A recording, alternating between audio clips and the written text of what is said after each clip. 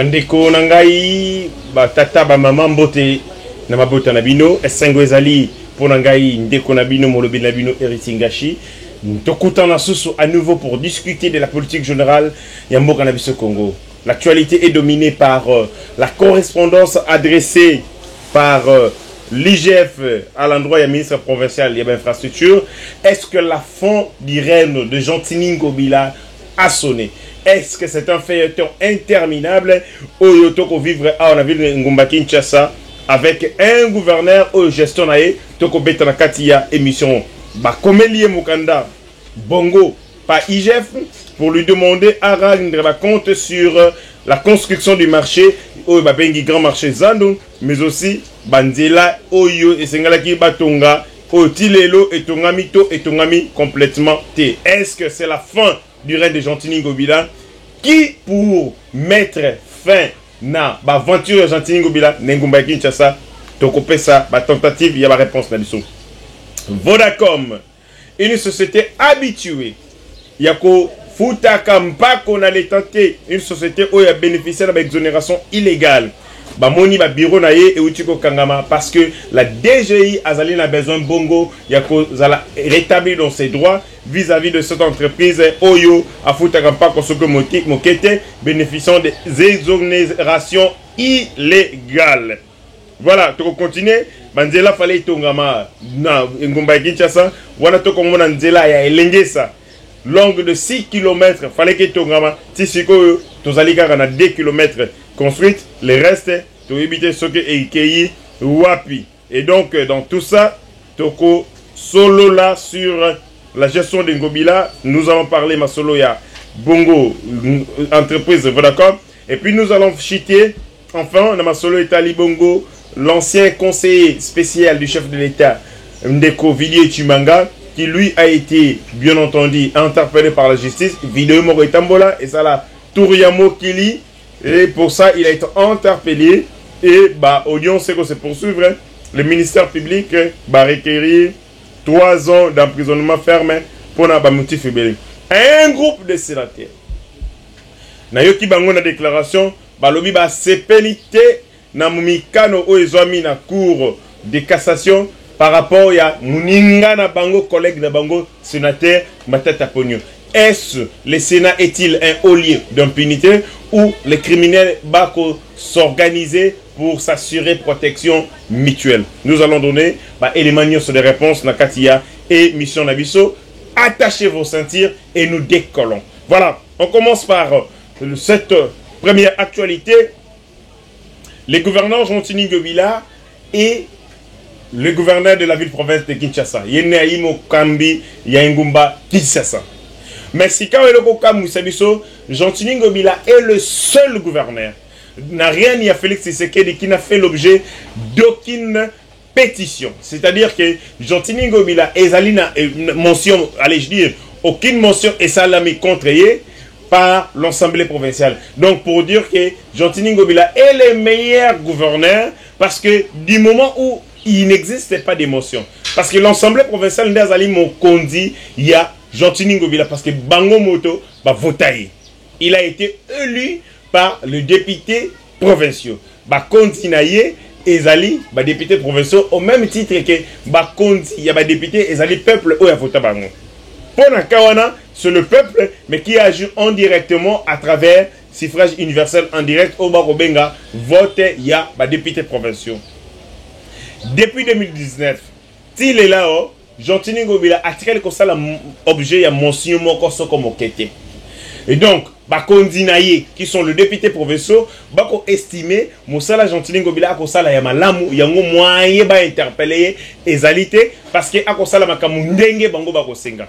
Mais makambo oyo ba député bako senga Jean-Tini Ngobila. Et ibo soto Kinshasa. Donc ba députés provinciaux bango batini Jean-Tini Ngobila. Atia bo soto na Kinshasa, la ville province de Kinshasa est commune lokola ornée. Poubelle comme le ornement solo comme pas possible dans une ville où solo est de manière allègrement. Même ici il y a Zaliwana gouverneur, à côté vous avez des poubelles, les immondices, les poubelles à gauche et à droite. Beaucoup de monde que nous vivons dans une sorte des poubelles à ciel ouvert. Lui est venu avec des projets cosmétiques, des projets Zanga Mutuna Makolo.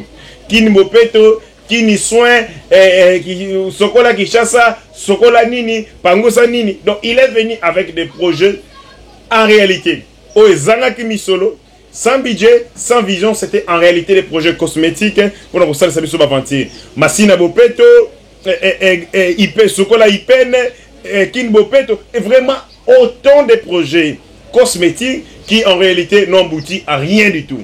Aye awa na makambo no pona kotia bongo kwa seni ba commune na biso mbala moko aya na ba $10,000 $10,000 apesa bongo ba bourgmestre soko pesi $10,000 d'après mayele ya Gentini Ngobila en donnant en remettant $10,000 au bourgmestre ndemuto elingaki et résoudre le problème d'insalubrité ya ville province de Kinshasa alors que la problématique de salubrité est sengi un plan et sengi une vision et sengi un programme cohérent. Parce que la question de l'insalubrité est au la macabia. Déchets, gestion des déchets, recyclage et ainsi de suite. Donc, ça montre que la ville province de Kinshasa a été dirigée par un homme qui lui-même n'avait aucune vision de développer la ville province. Un homme qui n'avait pas de ressources nécessaires. Aïbagité sur qui s'appuyait. Donc, avant comme Mabissona, qui boudi.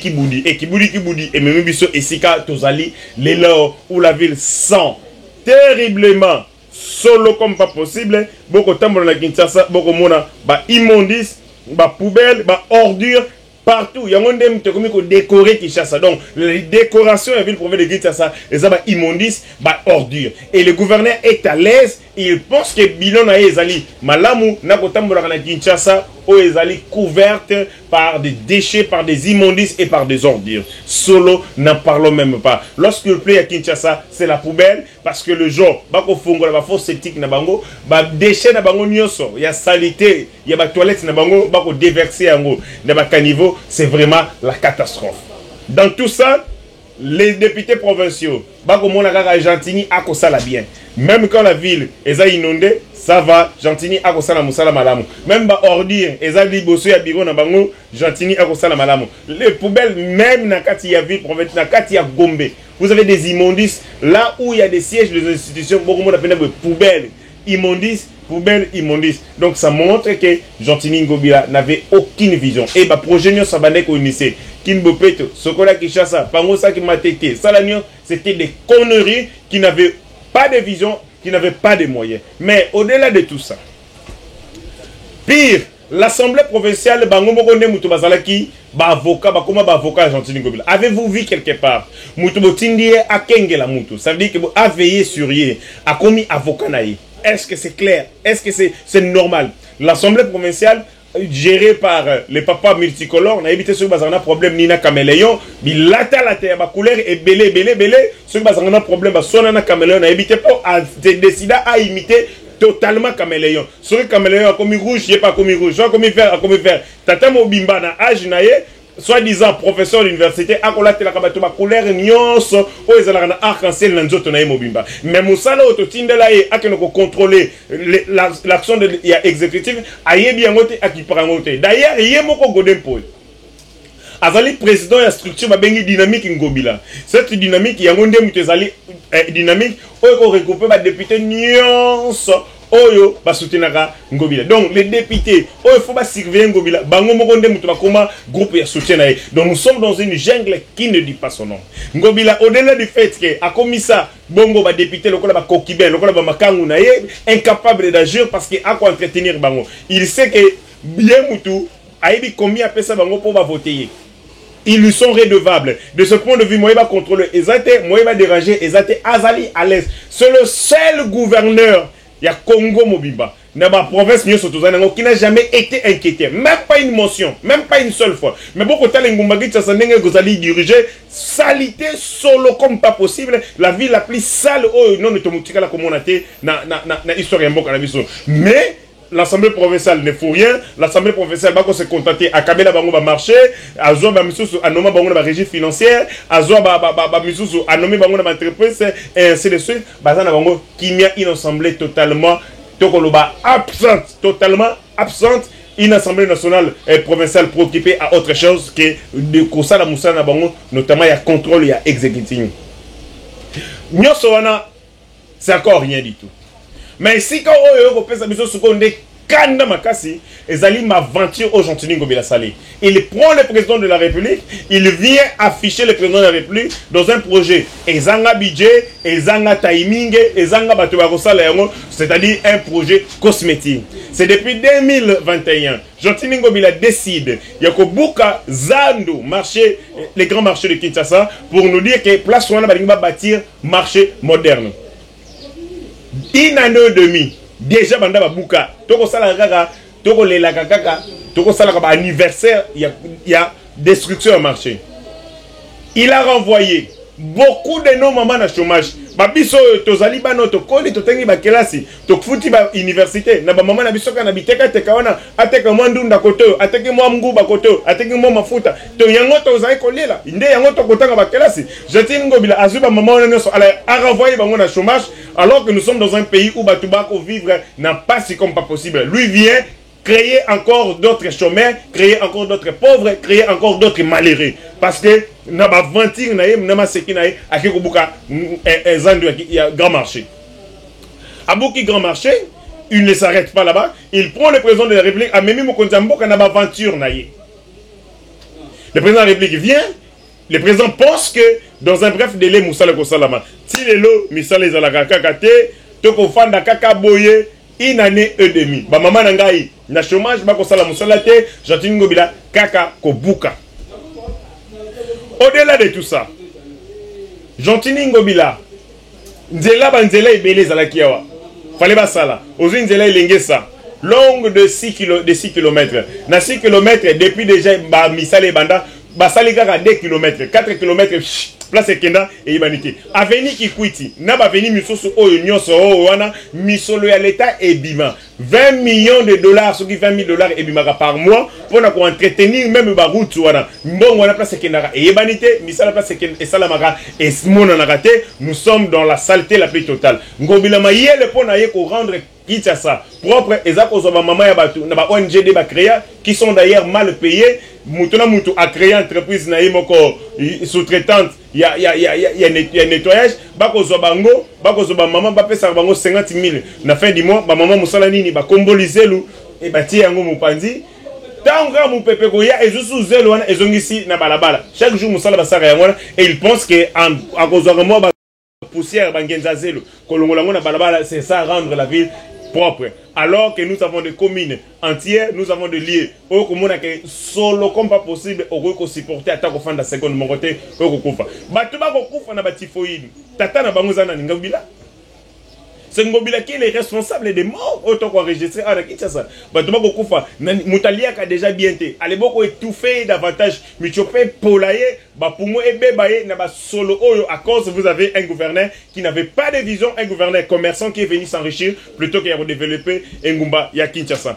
Qui peut arrêter Gentini Ngobila parce qu'il semble être inarrêtable. C'est le seul gouverneur où ils allaient protéger comme pas possible. Il y a une assemblée provinciale, bazama copain, bazama kango. Donc l'assemblée provinciale, barosalaka eloko moko sokomo kete. Alors que l'UDPS, le parti à Moko Djemboka, bazana 12 députés dans l'assemblée provinciale de Kinshasa. C'est-à-dire que bazali majoritaire.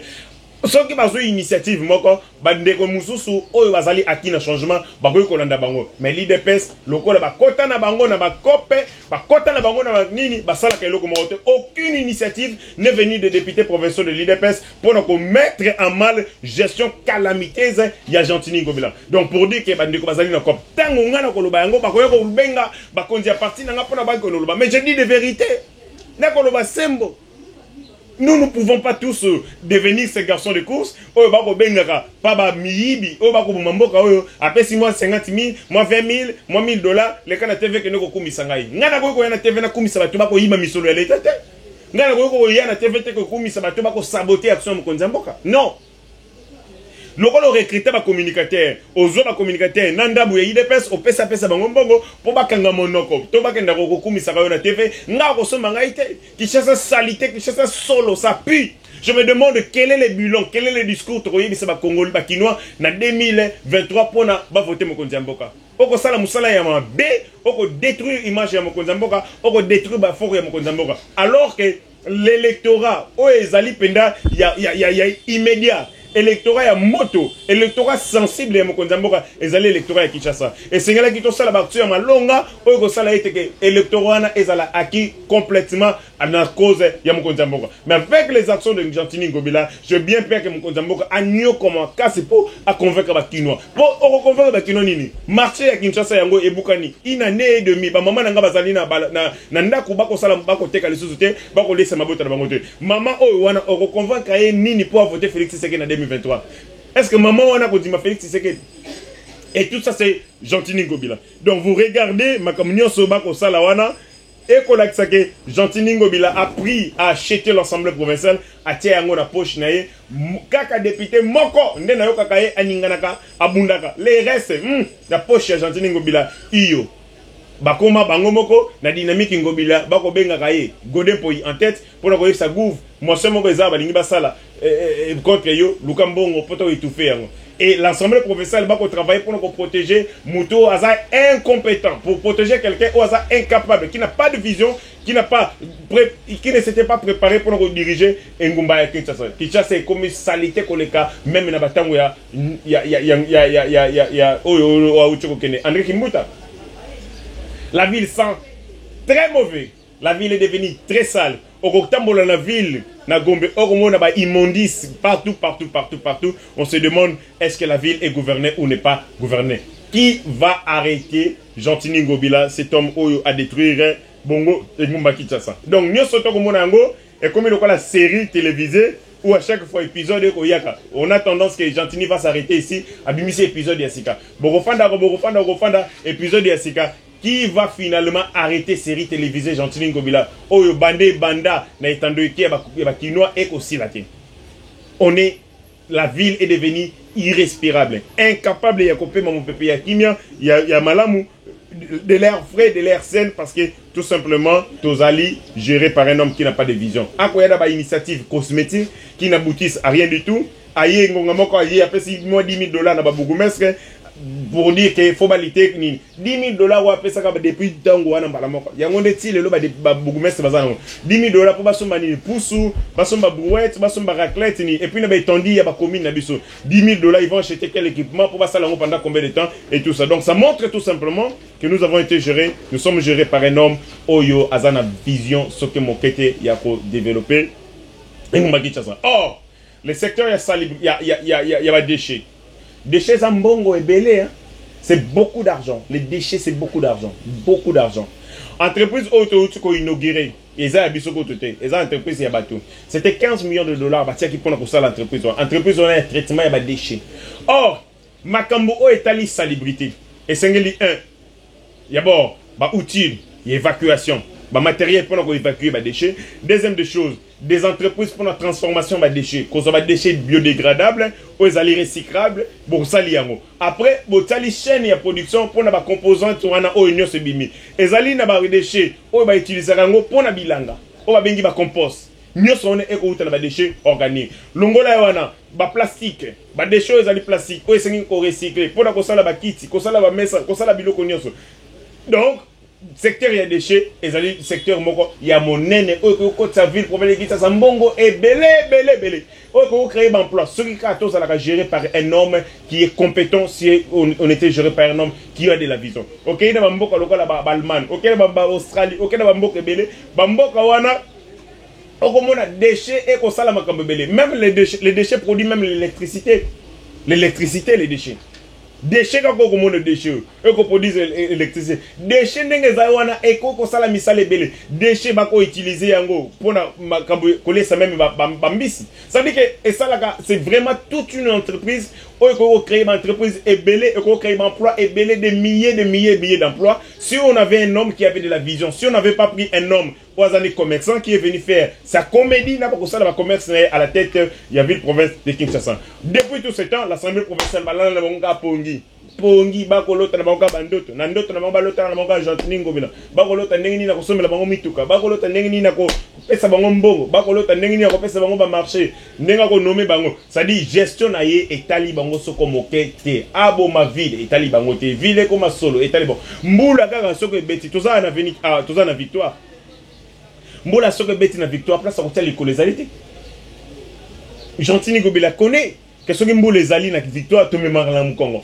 Gentili Ngobila se que soki mbule beti na mososo na limité ezalaka simba simba. Gentili Ngobila se que soki mbule beti eza na ba famille bakosambela kaka tata nzambe abatela bango Saint-Esprit kita pour que bandako na bango ebukana te ba construction anarchique na makambo ebele bele. Gentili Ngobila se que bakiraka susu ba caniveau te. Gentili Ngobila se que nos caniveaux sont bouchés. Ayebi ke basalaka mosala wana te donc administration na au niveau ya ba commune ezali quasiment ya kokufa. Miso les alités, bazana ba moyen te, bazana équipement te, donc incapable ya ko résister ou incapable ya ko mener changement au SLI par rapport à assainissement à la ville province de Kinshasa. Et pendant tout ce temps-là, l'Assemblée provinciale baza ko continuer ko la bonga ba pongi ya ba bébé. Na ko tuna siko est-ce que l'IGF ndemutazali remède peut azali solution contre mes gestion ya Gentili Ngobila, parce que l'IGF vient de frapper la porte de l'hôtel de ville. Basengi bongo. Par contre, par rapport à la réalisation au Italie, Makambuya Zando. Zando, depuis 2021, démoli. Tisika Watoko Yebelo côté. Une année et demie, optimisme tozala kinango. Ya kumona marché moderne parce que na mona ba maquette nenga tela biso. Na mona ka ke ekokoma lokola ba marché to mona kana ba mikili ya poto. Tozaki vraiment na sengo makasi. Une année et demie, optimisme tozala kinango et cédé na déception totale parce que mission la wana tilolo et yebani nango te et exécution et tirel ko sala maté comme prévu. Yango IGF alingi a mona clair na dossier wana.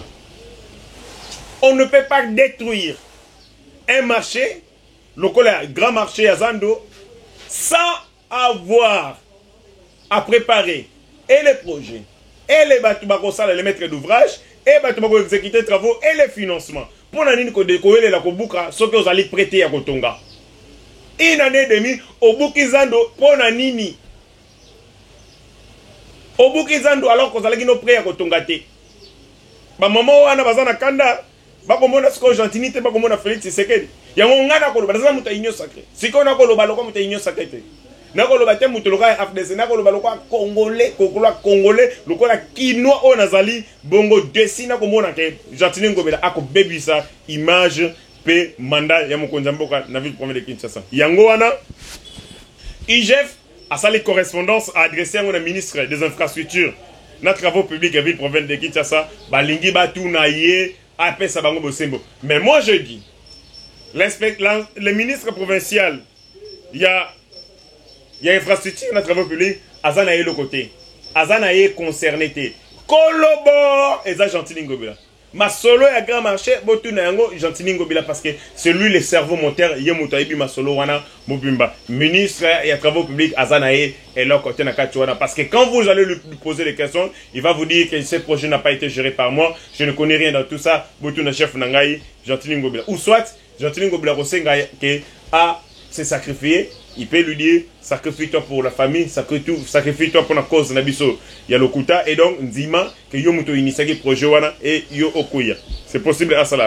Il y a un autre moniteur, ordre de monsieur Koyi, où on voit monsieur l'inspecteur général des finances, chef de service, à Kosenga Bongo, en déjà 24 heures. Lettre Koyi, donc 24 heures, 2 jours, bah, c'est Gentili Ngobila, et 24 heures en un seul jour, bah, c'est un jour, en 24 heures, après ça va éclaircissement. C'est un ministre provincial des travaux publics. Après ça va éclaircissement sur Makambo Yazando. Je suis sûr que des requêtes sur une réponse à ma longate parce que le ministre des infrastructures ne connaît rien. Kolobor, Kolomasolo et Zali Gentili Ngobila n'a pas aventure. Et pire, il est venu avec le président de la République dans le marché. Comme quoi, pour même Mokonzambo qu'on a quatre salité naïe. En venant avec le Mokonzambo, il s'est aventuré avec notre première institution.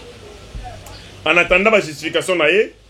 Bisotoko continue à faire pression dans les députés provinciaux, va se saisir dans les signaux forts pour que Benga na Gentili Ngobila libéla.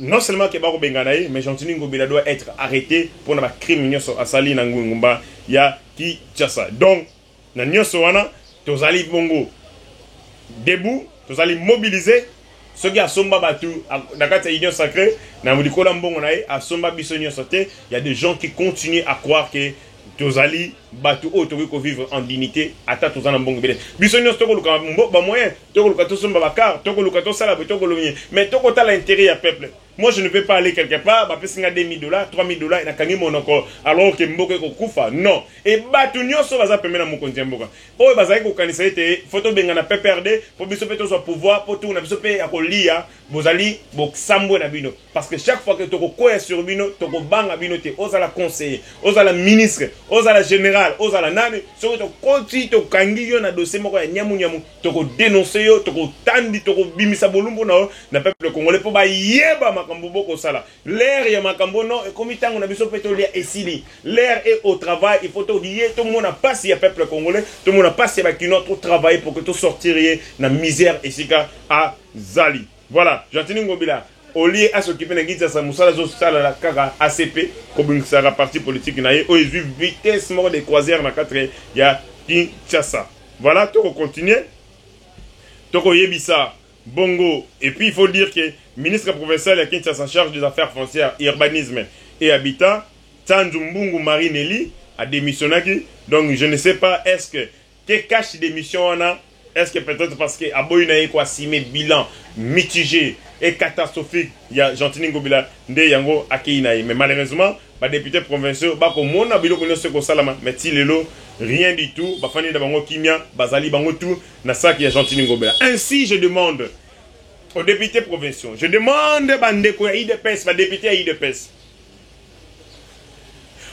bo sauver image ya mokonzi mboka bo sauver électorat ya mokonzi mboka que nous ayons un discours de campagne bo sala ndengeni bo quoi il s'agit Gentini Ngobila donc bo quoi il s'agit Gentini Ngobila nous dirons au peuple effectivement oui to sala ke erreur mutu oyo to pesa ka bino mutu oyo to tindaki asala musala pa na bino azalaki incompétent yango to sanctionner to koiser si vous continuez à garder Gentini Ngobila jusqu'à 2023 on va dire les compétences c'est nous on va dire c'est nous qui avons mis cet incompétent à la tête de la province de Kinshasa pour Buka marché et Zando depuis plus d'une année et demie sans que ezala remplacé donc to sala musala o ba beta ya post pilate pour dire tozo maboko to sokola maboko penda pona Ngobila to ba to sundoli ye to boya ye po ayi incompétent aza capable de ko bongisa nini yango to koisaki to sundola ye to lâcha ye mais si nous continuons à garder Gentini Ngobila avec nous peuple kinois bazali député ba koyiba ke bisonde mutu to créer problème nyonso wana na ville province de Kinshasa voilà to ko continuer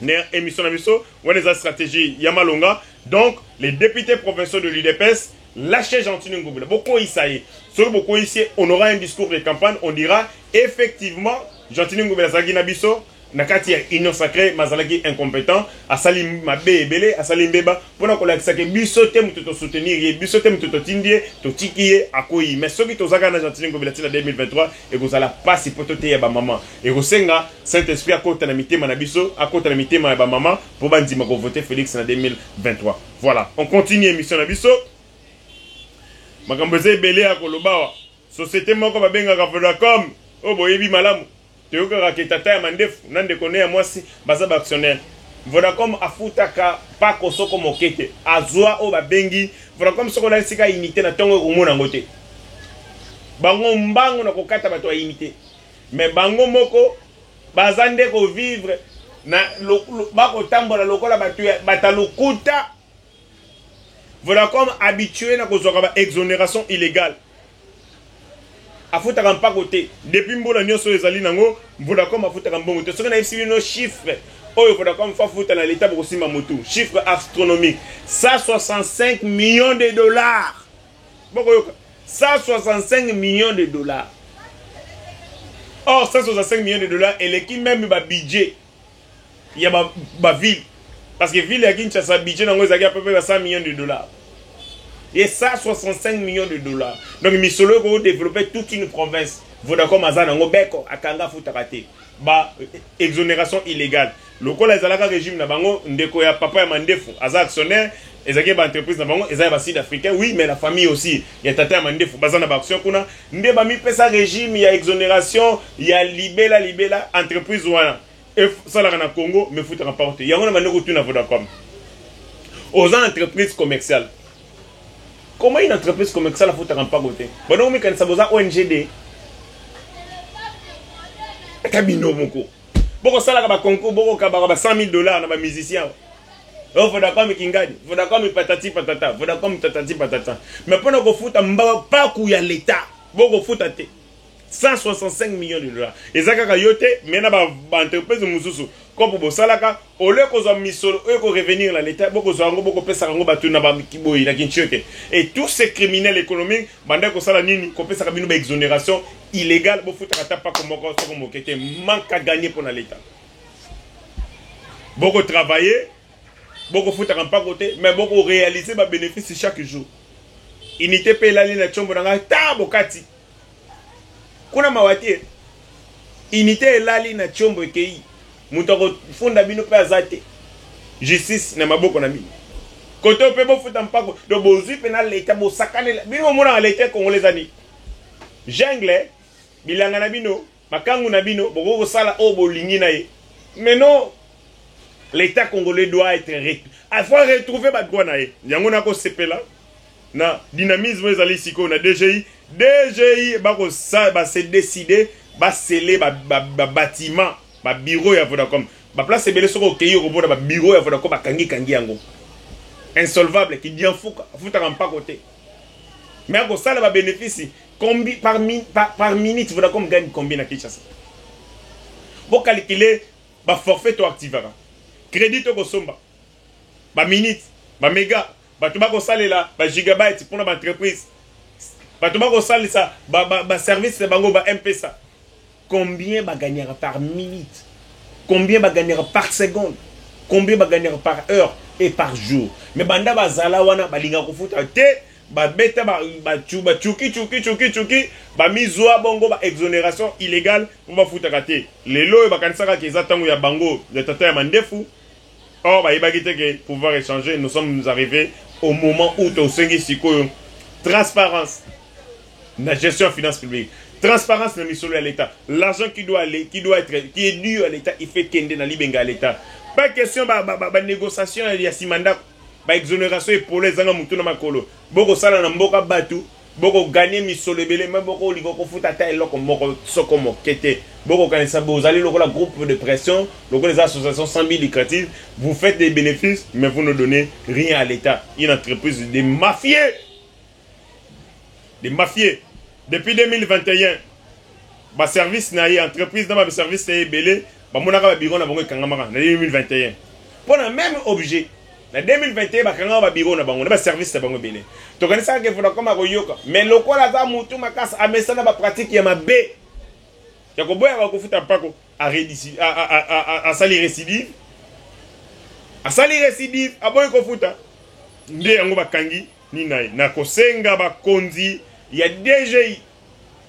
Bah, quand il y a l'État, bozonga simate. Pendant qu'on yoka que pendant comme ça on a pensé à corrompre bateau. Pour bâtir la NAC. Bâtir la NAC, c'était bâtir la LI colo. Oh, ils ont régime, il y a Kabila. Oh, Kabila, ça a été actionnaire. Il y a un de qu'on a Jeannette Kabila. C'était un mandat, il y a un de qu'on a il passe, ce qu'il passe, ce qu'il passe. Ndé bazo ba entreprise, ba ngumo ba commerçant.